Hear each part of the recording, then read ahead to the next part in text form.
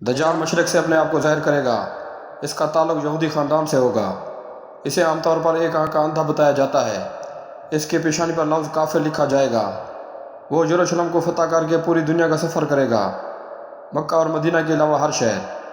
ایک جھوٹے مسیح کے طور پر بہت سے لوگ اس سے دھوکہ کھا کر اس کی صفوں میں شامل ہو جائیں گے۔ اس کی مدد شیاطین کی فوج کرے گی۔ اس کی مرضی کے سب سے زیادہ قابل اعتماد حمایتی یہودی ہوں گے، جن کے لیے وہ خدا کی مانند ہوگا۔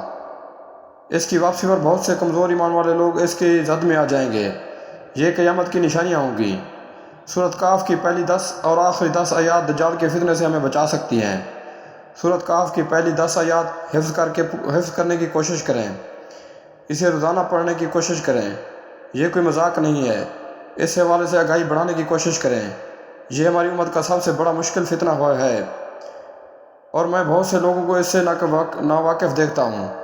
براہ کرم اس کے بارے میں جانیں اور اپنے ایمان کو بچائیں۔ اللہ ہمیشہ دجال کے شر سے بچائے۔ یا اللہ ہمیں دجال کے فتنے سے محفوظ رکھ، آمین۔